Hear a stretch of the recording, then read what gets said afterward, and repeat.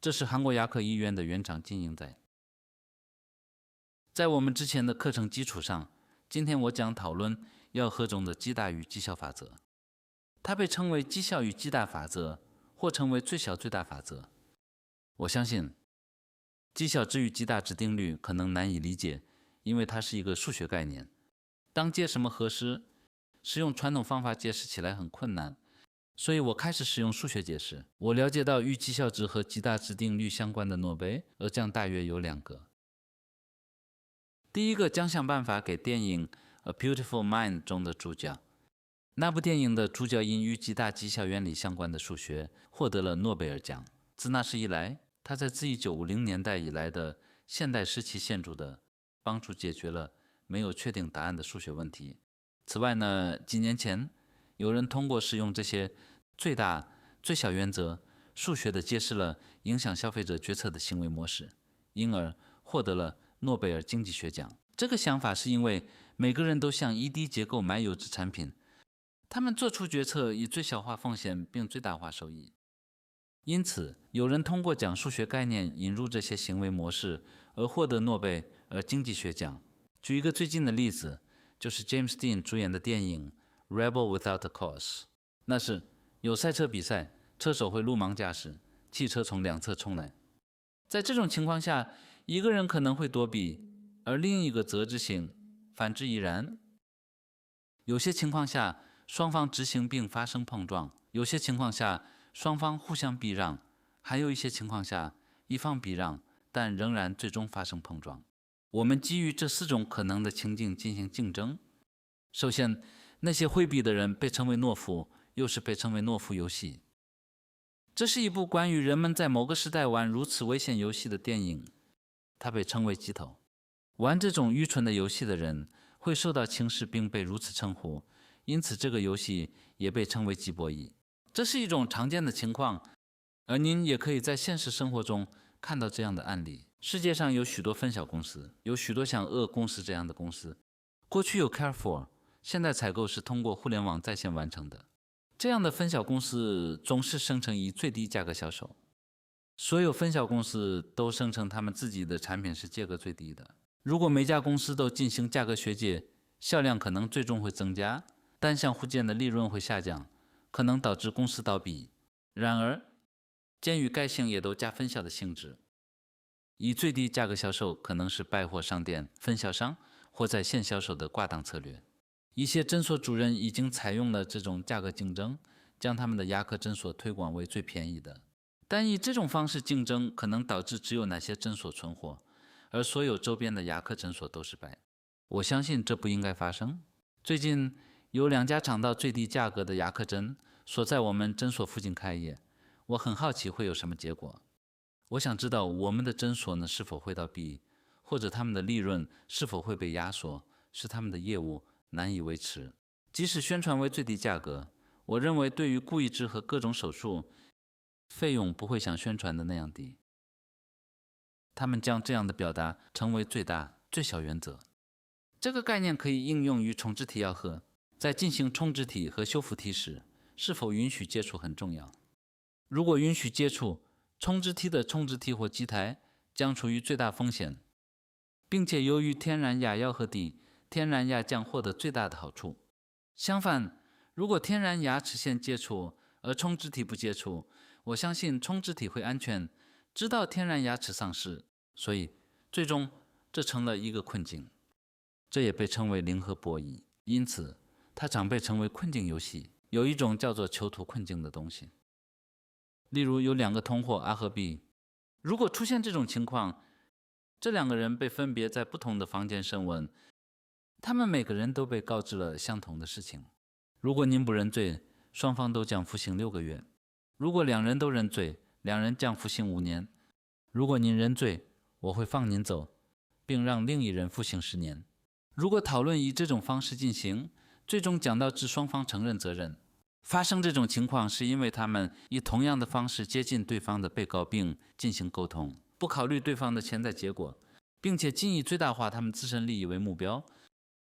在面对这样的情境时，他们选择坦白而不是合作。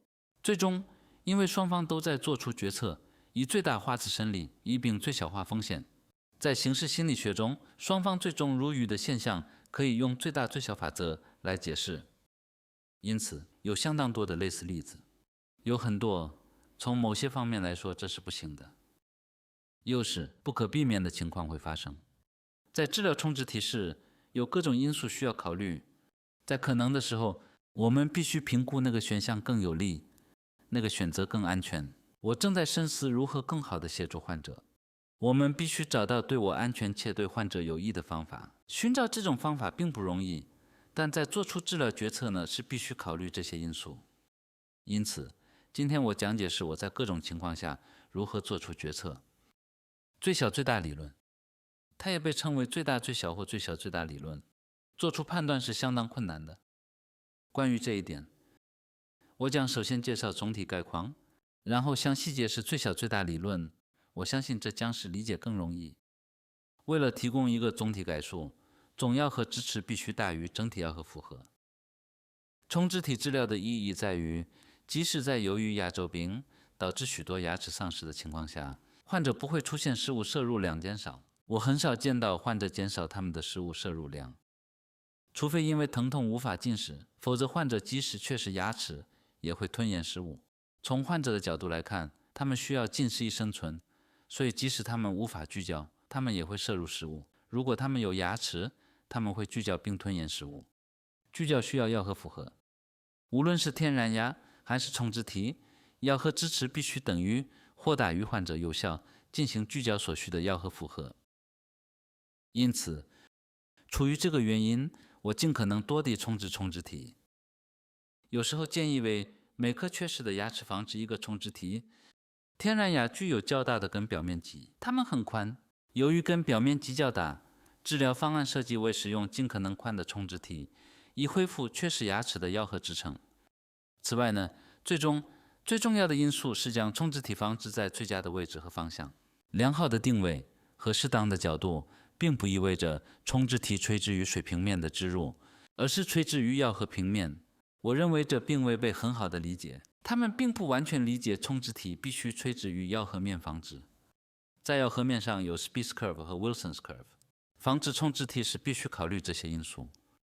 例如，关于 Wilson's curve， 在上颌骨中，充值体以轻微的夹侧倾斜放置；在下颌，充值体以侧侧倾斜方式放置；在上颌，充值体以夹侧倾斜方式定位，以允许义齿冠具有咬合倾斜；在下颌骨中，充值体以侧侧倾斜方式放置，以使牙冠具有咬合倾斜；在下颌骨中，充值体以近中倾斜都放置；在上颌，前牙区的充值体以唇侧倾斜安放。第一、第二磨牙通常冠不向原侧倾斜，但为了方便，有时会以近侧倾斜放置。除了上颌磨牙区域，通常将在咬合面上垂直放置充值体。第二个考虑因素是充值体咬合的生物动力学。在充值体置入后，进行修复体修复。在义齿修复的初期阶段，患者的咬合力不会增加。由于牙齿缺失一段时间，聚焦肌也大大减弱了。在充值体修复治疗的早期阶段，咬合力不会突然增加。当充值体修复体质入口腔时，需要一个适应期，因此不能施加过大的咬合力，因此聚焦效率降低。在一定时间后，聚焦习惯会适应新义齿的形状。此外，随着聚焦所需的肌肉张力增加，聚焦力或咬合负荷也会增加。因此，充值体治疗的成败似乎在安装新的充值体假体后1周内就已确定。如果充值体要失败，它会在那段期间内失败。如果没有问题，它可以持续长大1年。1年之后，除了入境骨瘤史等问题外，似乎没有问题。根据基态连接的类型或充值深度，充值体的维持时间会有所不同。充值体维持5年、10年、20年，甚至30年，由此决定。因此，从生物动力学的角度来看，减少充值体咬合面的宽度也很重要。如果您放置较大的修复体，咬合力会增加。在此过程中，一些患者可能会报告，他们新植入的充值体的修复体在聚焦时功能不正常。他们往往是敏感的患者，因此我将提供一个简明的生物动力学解释。在充值体植入后的1年内，骨结合率会增加，他们称之为骨整合，尽管这不是确切的术语。骨整合率在第2次手术和修复提案状后立即约为 50%， 并可在接下来的1年内达到 100%。如果在此期间出现过载，充植体失败的风险会增加，因此最好谨慎使用大约1年。我解释说，即使修复体的功能不完全正常，这种方法实际上更安全。有些患者理解这一点，而其他人则要求充植体无论如何都能优化药盒。有些人错误地认为充植体治疗是特殊的，一旦充植体防治并安装了修复体，就没有饮食限制，且药盒里变得非常强大。似乎很难向这些患者解释生物动力学。让我们来探讨与稳定性相关的一般因素。药盒与充植体的寿命高度相关，重要的是充植体的使用寿命有多长，以及它在聚焦中的功能，即它能够多高效地恢复聚焦功能。有些人误解了重心运动与偏心运动之间的平衡概念，有讨论是否平衡药盒指的是全齿之道、群组功能、双侧平衡、单侧平衡或完全平衡，但这是一个更广泛、更全面的概念。它意味着重力位和偏心位是平衡的。这是完全药盒。在任何方法中，如果现有的天然牙齿磨损，便会发生群功能。如果发生显著的牙齿磨耗，并且运动性齿面接触延伸到臼齿，可以通过单侧药盒、双侧药盒或完全平衡药盒进行治疗。与现有条件良好对齐非常重要。而 sequential guidance 之前已经讨论过，您必须调整药盒，以允许连续的偏袒牙齿接触。第三，它必须与现有的药盒情况相协调。错焊最终需要通过错焊的形式进行修复，这是一种自然药盒。因此，在过去，这在欧洲被称为胜利性药盒，因为您无法在一夜之间突然将一个 angle 分类第3类的患者转变为第1类。您不应在患者们合为3类时将修复体恢复为1类。从逻辑上讲，当患者的药盒为3类时，您无法将修复体恢复为2类，或者当药盒为2类时，您无法将修复体恢复为3类。考虑与现有药盒条件的和谐，错牙盒应恢复为错牙盒。如果自然药盒良好，应进行修复治疗以匹配该状态。理解这个概念可能有点困难，这是因为大多数人只学习理想的修复体形式，他们被教导说这是理想的药盒，但当被问及为什么应该这样实施时，并没有特别的理由。然而，既然知道这是不可能的，仅仅因为被教授过而已，这种方式进行是难以理解的。我们需要通知他们这是不可能的。理想的药盒全在于全齿引导。在过去，药盒是以那种方式进行管理的。他们抹平了所有的天然牙齿，使得只有全齿接触，这被称为全齿引导。然而，这最终导致了药盒疾病，给许多患者和牙医带来了困难。我认为错牙和畸形应被视为错牙和畸形来处理，这是自然且合理的逻辑。但因为那些教授药盒理论的人过于强调理想条件，大多数牙医在那时会感到困惑。所以我认为存在许多误解。接下来，我们考虑与丧失的天然牙齿相似的药盒里分布，这与之前讨论的内容有关。充植体的位置和角度应类似于天然牙齿的，如果可能的话，应使用能够恢复因失去自然牙齿所提供的药盒支持量的充植体尺寸。接下来，我建议使用形状类似于自然牙齿的充植体，我认为是这样的。因此，必须深思熟虑地考虑天然牙支持和充植体支持，并有策略地设计药盒。在药盒崩溃的情况下，应考虑全口修复。今天，一位患者因错焊畸形前来就诊，我解释说可能需要一整套充植体。我建议如果可能的话，进行正极治疗，以确定精确的充植体放置位置。我建议让我们将充植体放置在良好的位置和方向。这位患者已经放置了3颗充植体，但其中1颗的位置不理想。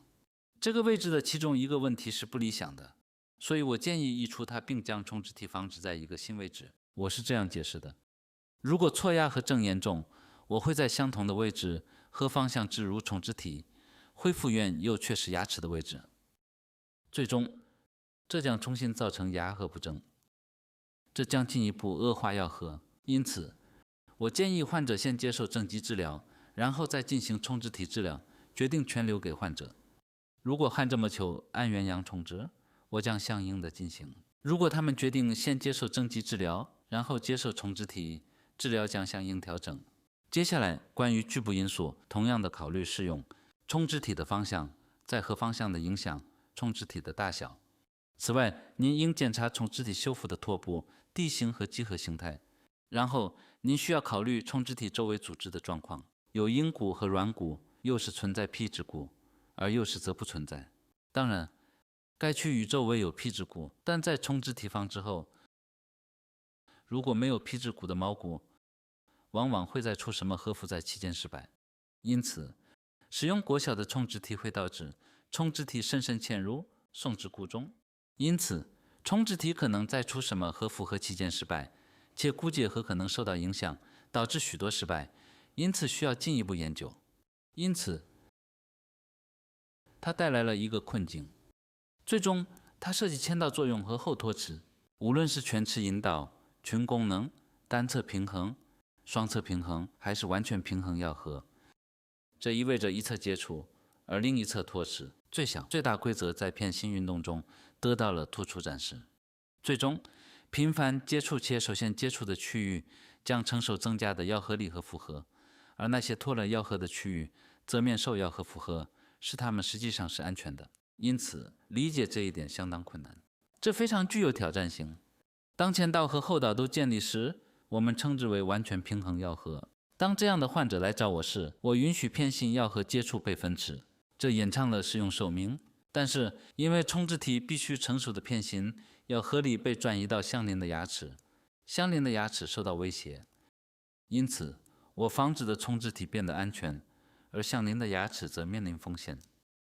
此外，关于后牙头耦合，在全齿引导下建立了前牙引导，并且就齿头耦合，那也很好，因为如果我在全齿引导下方治疗后牙充质体，那会是有益的。然而，相反，如果我防治了一个前充质体，我将面临最大的风险。如果在空间维持患者的前牙去防止充质体，这意味着侧想要合理增加的最多。在那种情况下，我防治的充质体将面临最大的风险。在我看来，那似乎是不利的。在开咬的情况下，发生前部脱齿，并建立后牙引导。因为存在后方引导，后方充质体实际上处于风险中，而前方充质体不会失败。最初存在初期稳定性，随后进行第二次手术。一旦充质体修复完成，它将不受咬合力的影响。将前牙充质体作为最安全的治疗选项，我们可以自信地向患者保证，前牙充质体治疗将在后牙丧失前的到无有的维持。说前牙和后牙都确实意味着没有咬合，这是病理性咬合。这种情况很少见，然而有些情况下只有一颗牙齿接触，其余的则不接触。有些情况下只有几颗牙齿咬合，也有多颗牙齿缺失的情况。如果所有对牙缺失，回到之后牙脱合以及前牙脱合，在某些情况下它是安全的，而在其他情况下它是不利的。大多数牙医以非常简化的方式学习。我的意思是，大多数牙医被教导全牙引导是安全的。因此，几乎所有牙医独立求建立全齿引导。然而，前牙充质体和全牙充质体风险最高。我们不考虑开放性咬合，这不予考虑，因为它是一种错焊基型完全平衡咬合，这很难实现。由于难以复制，我们将其视为一个违背使用的咬合模型，并将其完全排除。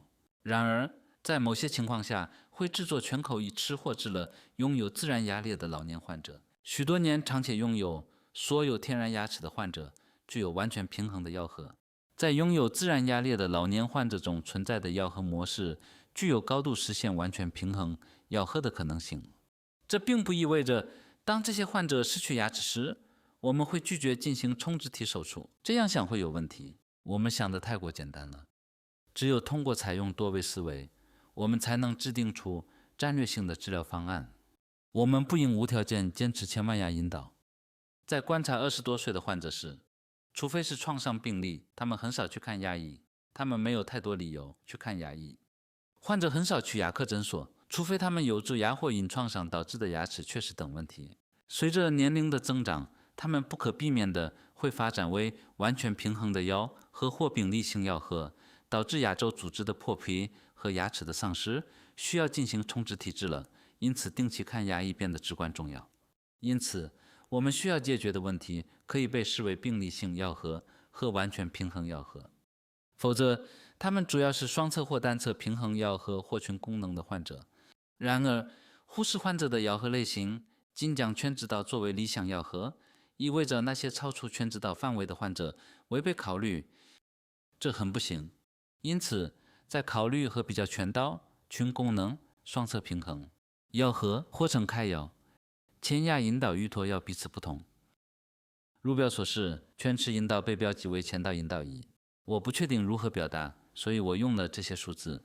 群功能切牙也接触，而磨牙则分齿，并且双侧平衡咬合对切牙的咬合负荷较小，臼齿不会分齿。通过这种方式，我已经表达了在开咬中前牙全部分齿，磨牙接触。这是相反的情况。我们应该以这种方式评估情况。牙医在使用重置体修复不同牙齿时，可能会遇到存在风险或安全问题的情况。虽然这不是一个精确的尺度，但它以数字形式表示了在这种困境中应如何制定生存策略。在这个层面，切牙重置体的风险被认为很高。在全牙引导或开咬中，磨牙重置体与这一风险水平相关。这就是我所表达的方式。我希望您考虑这张表。所以我创建了一个表格，我制作了表格，审查后我会进一步讨论它。这是一个旧的图表，所以我已经更新了它。让我们跳过内容，直接从表格开始。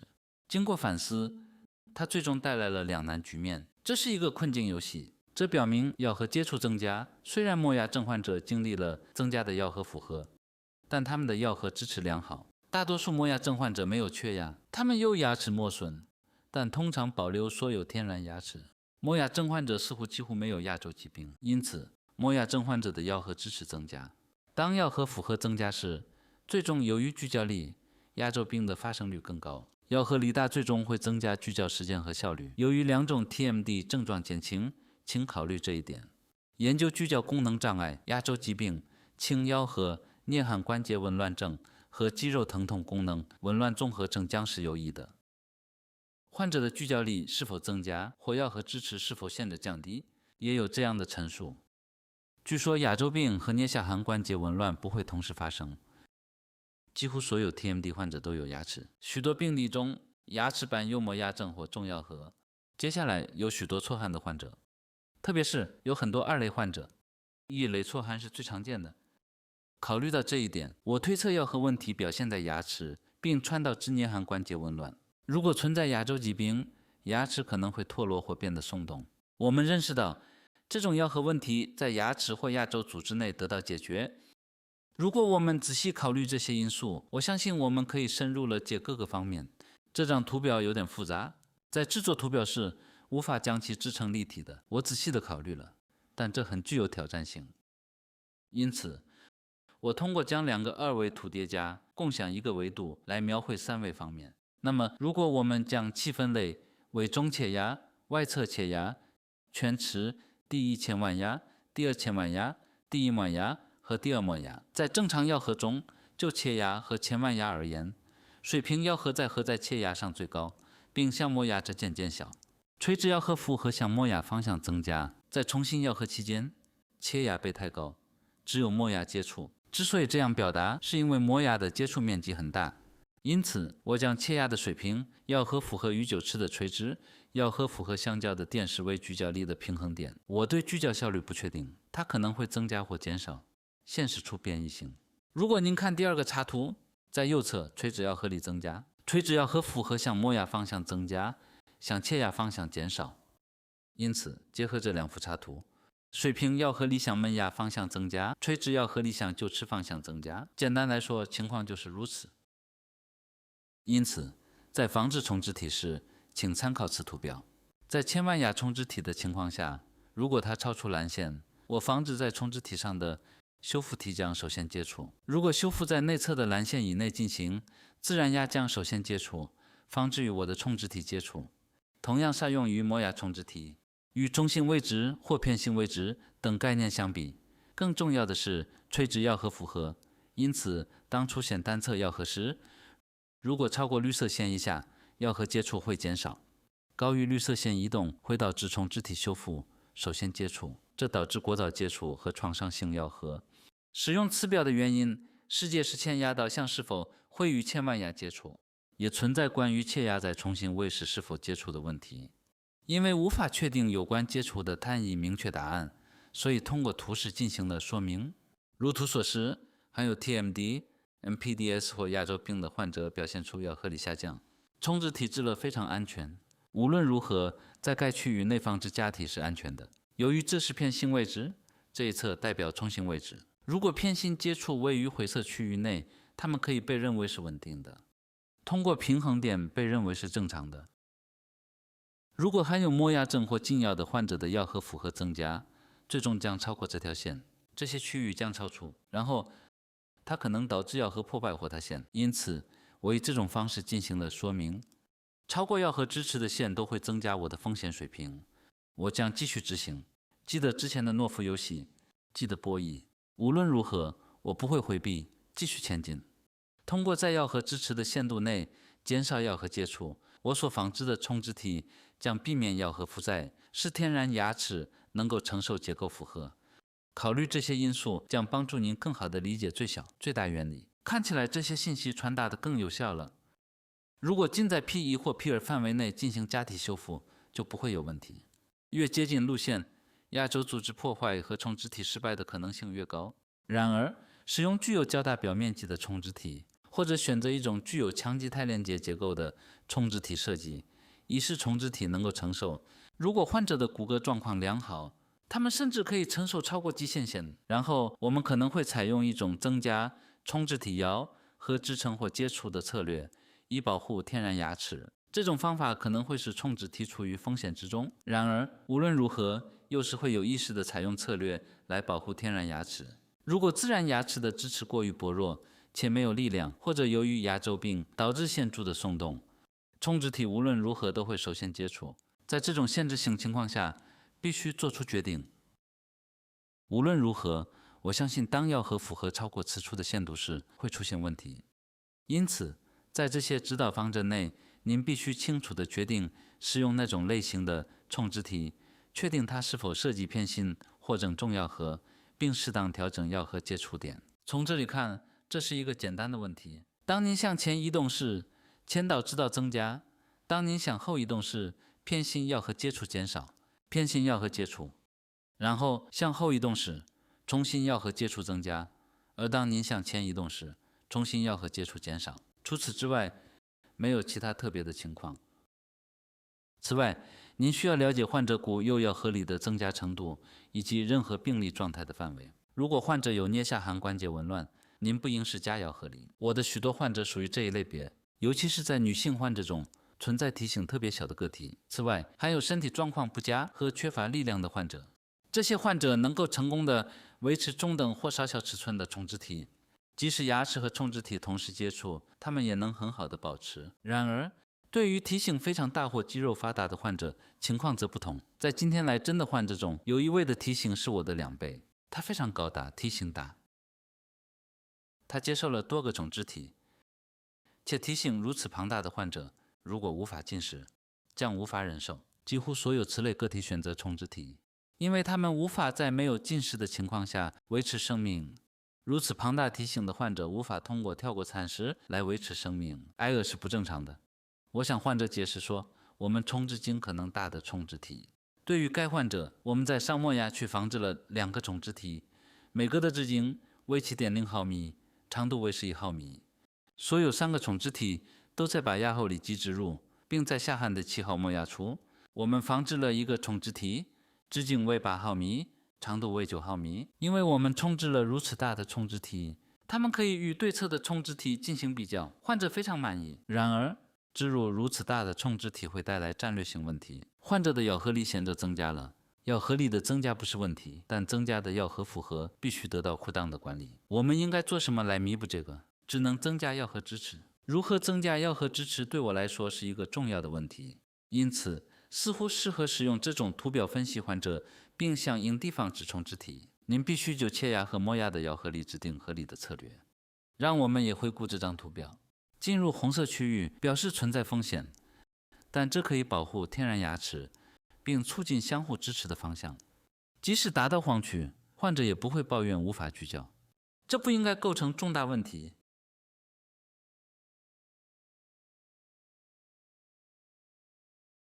当它达到蓝区时，患者会因无法聚焦而就诊。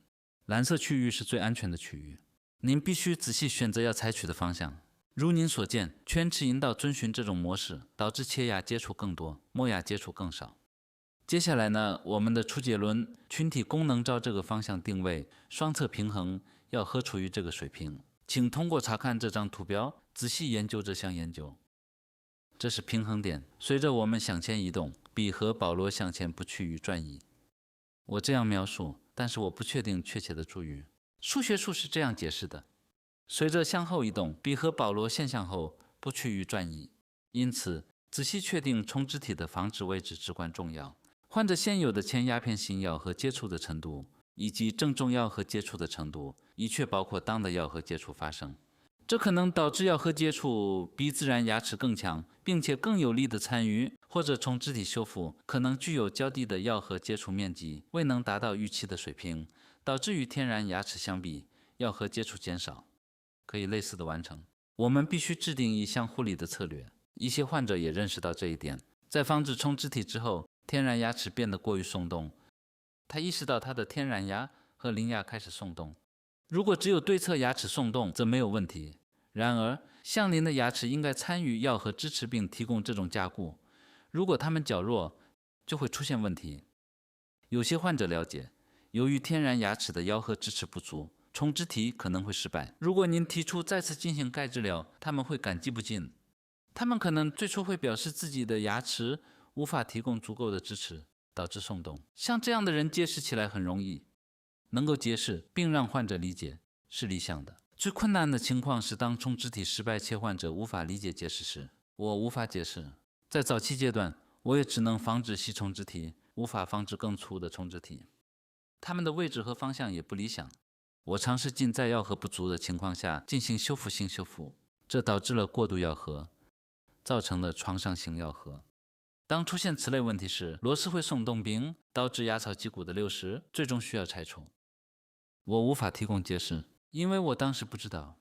因此，从患者的角度来看，他们不可避免地会感到不安。他们信任牙医而来，但不仅出现了失败，而且没有给出解释，这是可以理解的。我遇到了许多这样具有挑战性的情况。如果您无法提供解释，就会成为问题。这并不意味着应无条件的要求咬合不足。每位患者表现出高度多样的咬合关系和独特的聚焦模式。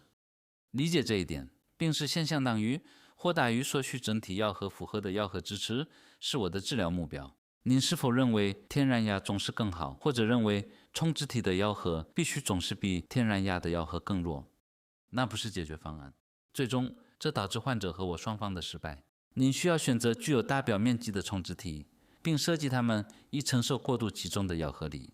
通过这样做，您可以提供整体的咬合支持，等于或超过所需的咬合负荷。因为那种方法成功了，我得到了患者的认可。这就是为什么许多患者至今仍然前来。我们防治的冲肢体寿命超过20年。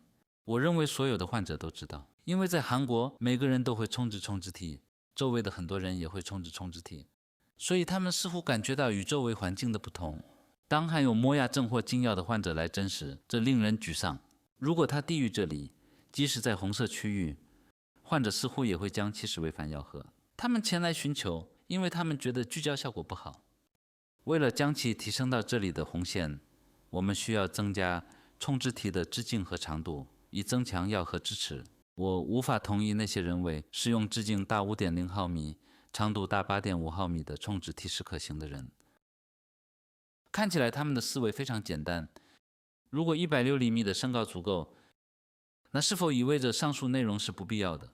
如果他们没有180厘米高，我应该说这都是失败吗？我无法表达它，这也是令人遗憾的。换句话说呢，似乎是不再学习的意愿。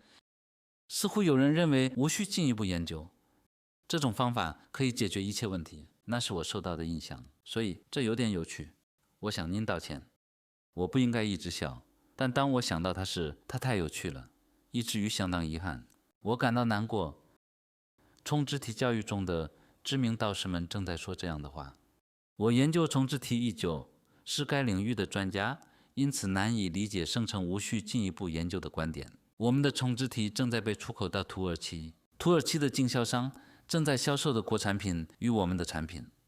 他们声称 S-LOC 重肢体难以理解，但我看不出有什么复杂之处，因此我获得了一份的国产品的目录，并打开了它。他们销售的德国重肢体呢，是一种一连接系统，而且它的直径仅为 2.3 毫米。如果您为后压重置使用 2.3 毫米的一连接重肢体，是否有可能它不会断裂？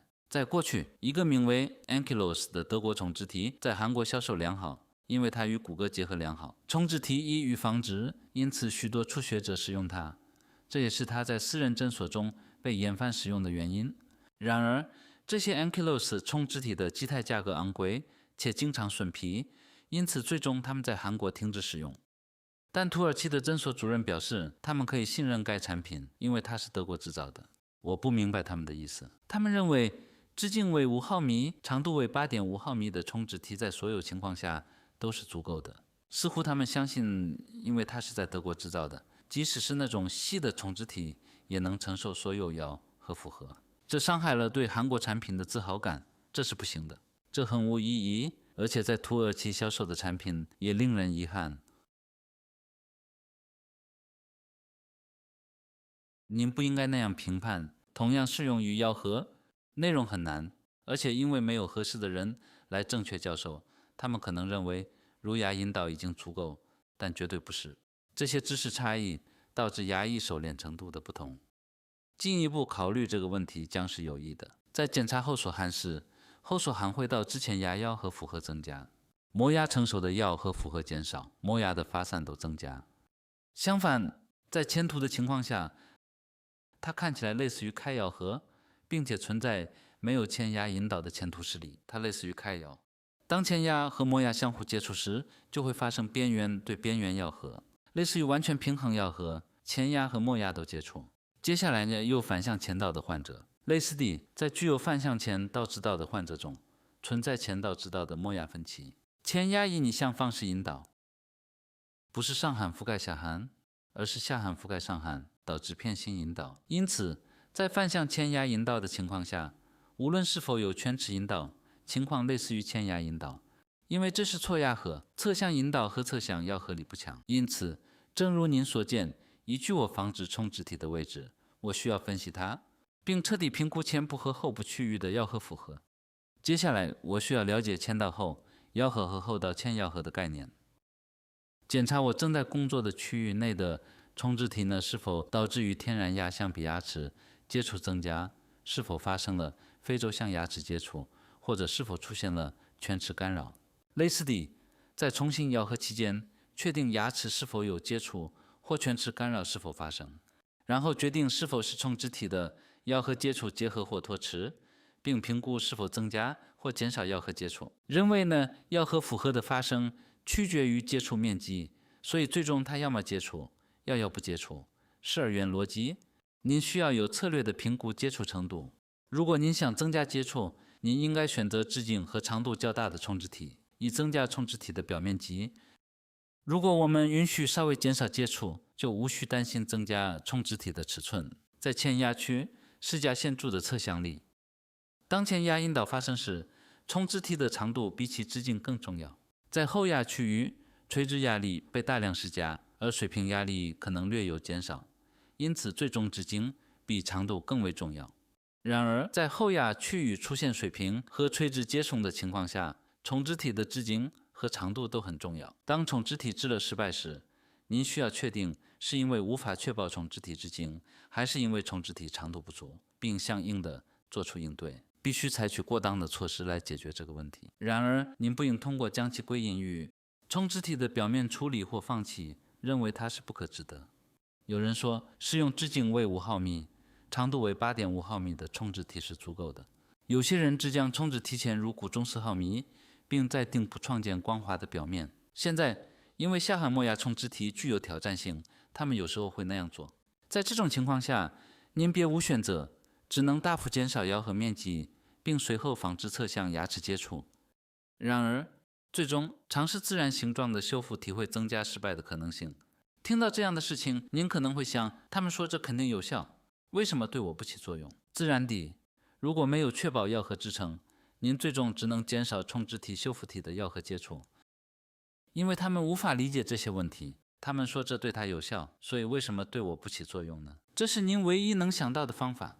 咬合模式、冲脂体位置、咬合符合的条件、是否为水平或垂直，您需要全面评估这些各种因素。如果牙医无法做出判断呢，其他人也无法做出判断。如果无法做出决定，最终会发生什么？最终，您会打电话给牙科实验室，要求技术人员妥善处理。我不太确定正确处理是什么意思，但事情就是这样结束的。许多不幸的情况源于不确定的判断，最终将成功留给了机会。如果您失败，您可以再试一次。然而，不知道问题出在哪里意味着，即使您再尝试一次，您也不明白需要做什么，导致反复失败并失去患者。当患者吃开时，作为医生，这会伤害您的自尊心，并加剧您的财务状况，信心下降，变得抑郁的循环，随着时间的推移难以忍受。当您发现难以承受这种情况，感到没有突破时，抑郁感持续存在。在受人中，似乎许多人因为失去患者而感到沮丧。这不仅仅是1、2个，还有很多。他们说他们在学习更多，但是大多数时候，他们只学习像固异值或数字雅克这样简单的东西。最终，如果没有坚实的基础，随着您前进，焦虑和不稳定性会增加。请您再深入思考一下这个问题。我将跳过其他部分，因为内容很多。最后，我将通过展示一个患者的临床案例来总结。这是一个简单的病例，根本没有救力。在前牙区，创伤性咬合形式已经发展，磨牙以这种方式受到影响。如您所见，这些牙齿没有活动性。当我告知患者再次处防止冲脂体会有益时，他们会拒绝。因此，我这样解释：由于没有对含牙，没有咬合负荷，而且因为没有移动，只感觉正常。为了实现正确的咬合，进行根管治疗，并在安装牙冠后，如果它能良好地承受由此产生的咬合力，继续使用它；如果不行，应该防止冲脂体。通过这样解释，患者能够理解，由于没有臼齿，没有重新咬合。前弯牙上的红色区域表示重新咬合接触。此外呢，前牙本不应接触，但由于磨牙区缺乏垂直支撑，它们最终发生了接触，且前牙因 TFO 而受到不利影响。情况已经这样发展了。接下来，这一侧的对牙是一颗牙冠，由于缺失了臼齿，垂直维度崩溃，并且随着下颌向后缩退，反向 Wilson 曲线是在上前弯牙的保持间完全失效的过程中形成的。这一侧不接触，所以它代表正常的 Wilson 曲线，而这一侧是反向 Wilson 曲线。在接触侧发生了齿间断裂，导致这些问题。换句话说，避免接触的牙齿正在安全的支撑，而要合中的牙齿则相反，暴露于最大的风险之中。在理解内容后，这些事情变得明显。如果您看向另一侧，这一侧仍然支撑着，因此垂直咬合和前凸也有所增加。因为当下颌运动超过全齿时，上下前牙龈达到边缘对边缘。但是由于下颌向后移动，当有偏心前导倒向时，顺序导向超过全齿，上颌和下颌前弯牙龈达到齿缘对齿缘的咬合。如果进一步发生下颌侧向移动，中间前弯牙也应进行齿缘对齿缘的咬合。然而，这目前并未发生。此外，由于颞下颌关节不再运作，我们无法用冲切前弯牙实现齿缘咬合。在检查前凸时，由于下颌前凸磨牙明显升高，因此这很可能是由前牙的上移引起的。我不确定修复治疗是在什么地方进行的，但前牙明显比全牙长，因此情况正在恶化。在这种情况下，前牙变得非常脆弱，这也可以用最小最大理论来解释。最终，全口修复治疗是必要的，以减少前牙的咬合负荷，这将防止前牙丢失。以这种方式，我们创建临时修复体，准备树脂课，进行牙齿准备，并随后呢，在磨牙中置入冲植体。此外，冲植体也被放置在这里。总结到此结束。这颗牙齿计划拔除。首先，我们将移出牙冠，稍后通过拔出剩余的根部，我们可以进行基石冲植。因此，我们已经这样安排。接下来，在临时修复期间，我们减少了前牙区的深负，合并增加了前凸。因此，前弯牙和磨牙的边缘对边缘咬合的一良好维持，但在这里后牙首先接触，而前牙已经丧失，这导致了颞颌关节变形和垂直维度的丧失，减少了咬合间距。这一侧的颞颌关节已经受损，因此很明显后牙首先接触。如果我们磨血磨牙德国皂接触，前牙将会接触。我们需要研究这个并提供适当的修复治疗。在这一侧也重新进行一次修复将是有益的。这是当前的状况，这颗牙也完全缺失了。这里的一切也是这种状况。我们正试图以某种方式来管理它。这也是一个有新病例的患者。这是否成为泛牙周病，或者他们称之为牙周输送？牙槽骨已经完全被吸收。这位患者被转诊病来见我们，他来自遥远的地方，他所有的牙齿都松动了，所以他可能只在冲植体一侧聚焦食物。这个断了。冲植体基态断裂，患者非常生气。冲植体怎么会断裂？我解释说，这是一个自然的结果，因为它只在那一侧聚焦。我一直建议患者在这一侧也装冲植体，并进行了记录。如果我没记错，我大约和他讨论了7次。然而，患者表示他别无他法进食，不愿继续治疗，因此他继续禁用这种方法进食。如您所见，这里的下颌角也显得异常，例如骨厚度。此外，这一侧似乎比另一侧更强。这些牙齿都避免了咬合复合。这一侧的冲植体也将持续很长时间，这是因为上牙的咬合支持不稳固，感觉上颌和下颌的牙齿似乎在猛烈的相互压迫，因此这些牙齿已经避免了它。这些冲植体是安全的。上下牙齿以避免咬合复合，同样适用于这些牙齿。上下冲植体发生了碰撞，它们确实相撞了。同样的，在这种情况下，两者中的一个往往会失败，所以最终这个冲植体失败了，它丢失了。我应该说它已经丢失了吗？总之，这个冲植体失败了。从我们作为牙医的角度来看，我们理解这种情况，这成为一个问题是很自然的。然而，患者很生气，问冲植体怎么会断裂？他过于生气，可能是因为成本，他似乎想要再次免费接受治疗，所以我想他反复多次解释了。患者一直说他是用得很好，我一直告诉他它会断裂，会出现问题，并且骨骼会被吸收。即使在骨吸收发生之前讨论了几次，他还是一直说没问题。最后，冲植体基态是这样断裂的：冲植体牙态是1根3毫米的柱，并且它断裂了。在冲植体断裂之前，您可以看到冲植体周围沿，所以我最终不得不这样移除它。这是一张现实骨附照在冲植体周围的照片。如果您以这种方式推动并移除附着在冲植体上的骨质，一切都会分吃。因此，我认为骨结合的概念是不成立的。由于骨组织在冲植体表面呢紧密附着和再生，我认为表面张力原理可能再起作用。另外，似乎是通过机械保留固定，这得益于通过大膜冲植体表面所实现的表面处理。然而，这是用了先前制造的球形冲植体，因此采用了 RBM 表面处理方法。在 RBM 的情况下，表面处理不是很有效，因此看来 RBM 表面处理可能正在变得过时。RBM 表面处理容易与骨骼分支。然而，即使发生冲植体周围炎，冲植体表面保持清洁，防止2次感染的传播，这是一个优势。因此，有人偏好这种方法。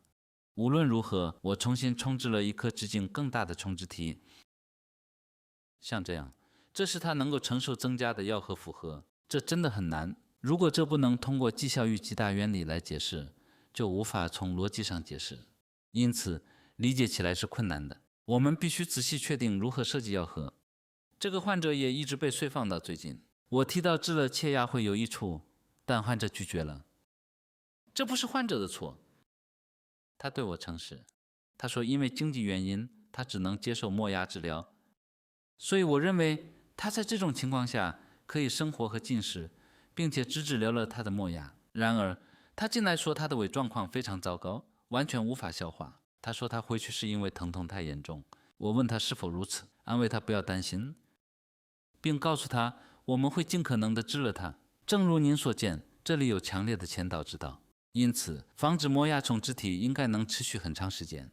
这是照片中显示的情况。幸运的是，祈祷和相关方面都很好。鼾骨没有陷着喉索，当然它可能已经收缩了，但是头部突出。看到颈椎已经这样停止了，似乎由于颈部笔直，下颌位置向前移动以确保其道，因此防治了磨牙虫植体，并进行了一次修复以匹配咬合状态。这位患者也旨在减少虫植体的数量。我说服他不要那样做，所以我提供了稍微降低的价格。鉴于他困难的处境以及他与胃肠道疾病的严重挣扎，我记得我降低了一点成本，因此我提供了这样的修复体，但问题在于片心导向期，而非重新位置。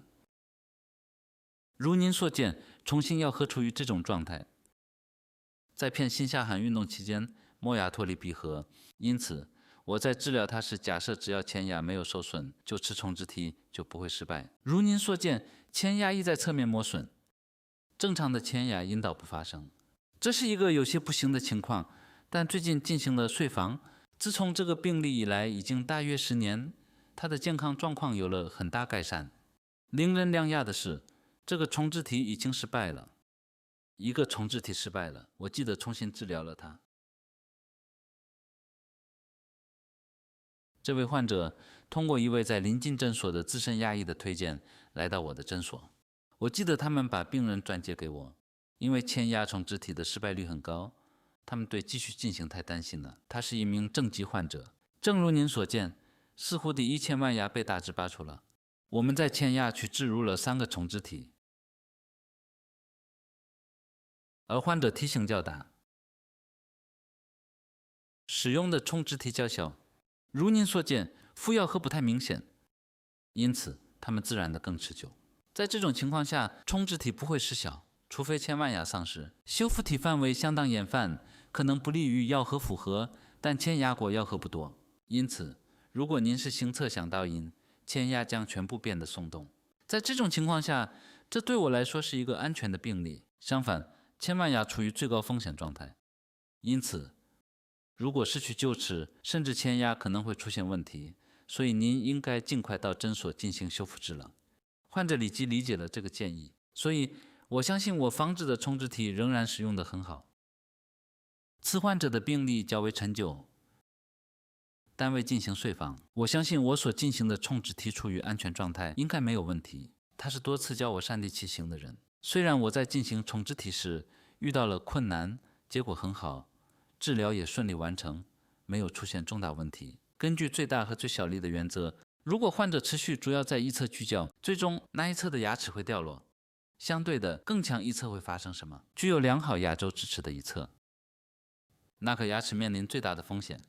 如果您继续只聚焦，一侧的那颗牙齿脱落后，您将转而在具有相对良好咬合支持的那一侧聚焦。总之，因为您必须吃东西，因此牙齿继续脱落。从患者的反馈中，一些患者甚至在醒来时发现缺了一颗牙齿。如果咬合不匹配，患者似乎会继续磨牙，或发展出某种病理性习惯。在讨论了这个病提供给他们一顿饭后，他们建议出去吃jambon。然而，这位患者无法食用虾或鱿鱼之类的食物，只能食用面条和高汤。最后，我记得带他们来接受治疗。这确实很遗憾，不是吗？有一个过程，直到所有牙齿脱落，像连环杀手一样，牙齿陆续脱落，因此咬合持续导致牙齿脱落，就像连环杀手一样。当一颗牙齿松动并脱落时，具有下一个最佳咬合支持的那一侧将最易受到威胁。当上下牙齿刚好咬合时，如果一侧保持支撑而另一侧失去支撑，它将变得松动。利用最大最小力原则，我们可以理解这个过程。这也是其中一个非常困难的案例。它只有这些存留的牙齿。我们需要治疗整个牙列并调整咬合平面。我相信我们使用这2个原则对其进行了治疗，并以这种方式完成。因此出现了前压不要合的情况。相反，后压之间有眼翻的接触。我不确切记得我们为什么要这样做。这个冲脂体失败了1次或2次，后侧是最强的，压跟着有时会断裂，因此我们重新制作并完全固定了它。这时候所引导，这会导致大量磨损。看起来这持续处于最大的咬合负荷下，就是这个，只有这个有一些问题，另一侧很好。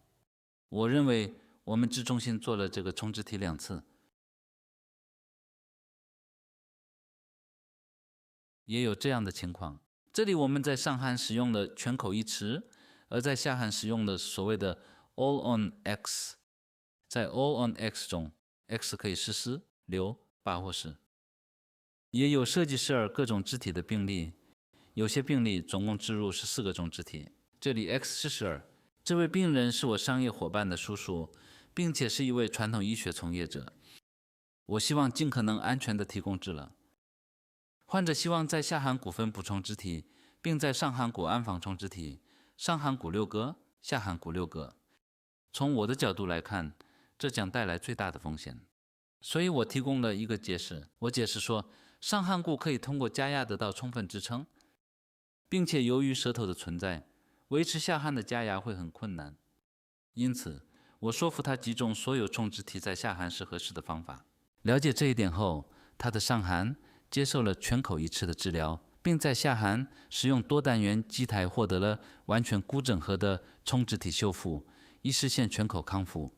这就是治疗是如何进行的。自从进行这种治疗已经近15年了，已经大约是5年了。由于他是我的商业伙伴的叔叔，后续仍在进行中，他仍然很好的使用它。我听说没有问题。那个商业伙伴已经开了自己的诊所。每当我见到他时，我仍然会问他，因为他是我的商业伙伴的家庭成员，跟进很容易，所以我每次见面时都会问他。我问他是否使用得好，以及是否有任何问题。他说他使用得很好。如果您考虑的话，这在最小和最大原则下进行了最安全的处理，这没有任何问题，100%。我是用这种方法对其进行了治疗。然而，治疗过程中出现了问题。这位患者向同一楼层的牙医询问这个充脂体的防止是否正确，但似乎牙医告诉患者充脂体充脂的太多。如果他进行了治疗，他会在上颌和下颌各种脂死割，以创建覆盖一池。所以患者来到了诊所，听到那个故事后非常生气。他很生气，因为他觉得防止了太多不必要的充脂体。如果只植入了4个充脂体，这些充脂体将在5年内失败或发生充脂体周围炎，造成重大麻烦。然而，那位患者距离同级别的牙医更近，因此他信任那个人的建议。当时还没有防止这么多种肢体的概念，因此患者理解起来有困难。如果我们今天见面，他可能会感激我。我仍然以同样的方式提供类似的治疗。经安装了4个充脂体，并进行了全口中间，成为 All on X 或经安装了6个充脂体的人，处于最大的危险中。他们只知道自己。那些质疑那种风格教学的人，是因为那样更有利可图。然而，那些人不承担责任。当出现问题时，他们会责怪您所进行的治疗。他们声称他们的教学没有任何问题，他们也说这是由于咬合不正造成的。最后，只有我执行治疗的人处于最大的危险之中。从某种程度上说，这是一种只有教授这些内容的诊所主人赚很多钱的情况。他们可能真的相信以那种方式进行充脂体植入是有益的。他们可能不想进一步学习，这可能是原因。每当我回顾这样的案例，我相信根据绩效极大原理，我已经达到了最大的利益，患者也获得了最大的功能优势。他也接受了成功的治疗，并且完全遵守了治疗，患者也获得了最大的益处和稳定性，因此双方都取得了良好的结果。我们必须始终从这个角度看待它，否则会相当有问题。在检查侧向引导时，如果要颌部完全平衡，上下加压可能会脱落。正如您所见，前压要合，后压要合，平衡性要合也已实现。所有前压、后压和平衡接触已经建立。加压不能松动，这是前压引导，这是前压区的迟源要合。后压的两侧接触。当下前压完全向前突出，即使在建立前压交叉咬合时，所有后压也提供支持，确保假牙保持稳固。这是正确的方法。同样，如此说时，当下颌骨向后运动，形成后锁引导。然而它不会松动，这是正确的。我们别无选择，只能按这种方式进行。未能这样做将会导致问题。在这里，咬合面管该使用金属进行的。如果您在树脂牙上钻空，它们会断裂。如果您联系实验时，它们尽在咬合面提供金属覆盖，虽然可能没惯性较差，持久性至关重要。因此，在我的情况下，这似乎是最佳的方法。我现在将介绍结论并结束讲座。最低、最高原理、最低原理和全咬合的概念是指对咬合进行整体评估。因此，我曾经将我的咬合理论称为整体咬合。即使现在，如果有人询问我的咬合方法，我会相应的回答。我们可以进行全引导、前压引导、群功能、双侧或单侧平衡咬和以及完全平衡咬合。我们涵盖一切，包括咬合不正。因此，我们不能声称是用特定类型的咬合。其他人去分测向导因并讨论他们自己的咬合。我们仅仅是用全面咬合。字面上，我们认为以这种方式解释是最合适的。用波义理论，例如绩效极大原则来解释，目的是为了深入了解咬合的诊断和治疗，而不是提供解决方案。有各种解决方案，正如我之前提到的，您可以实现比自然牙齿更大或更小的接触。您可以防止许多种肢体，或者是用更大的冲肢体尺寸，有各种方法。虽然准确诊断和分析患者的药和情况至关重要，但确定站着目标也是重要的。一旦战略目标确定，您需要决定站着方案。我们讨论了重新咬合中的 All Square 和片性咬合中的 Sequential Guidance。如果这些没有正确对齐，它最终可能导致创伤性咬合、过早以及各种其他不良结果。今天标志着我们全面的冲肢体咬合讲座的结束。当然，我提供了详尽的解释，但你们中的一些可能仍然觉得难以理解。实际上，你们中的许多人是第一次听到这些信息。如果我没有说明的足够清楚，我向您道歉。我将继续努力学习，以便在未来更简明地解释这些概念。感谢您迄今为止的辛勤工作。下次我打算就一个新主题进行讲座，虽然尚不确定。我正在考虑解释具体的方面，例如冲肢体防治的姿势。感谢您的努力。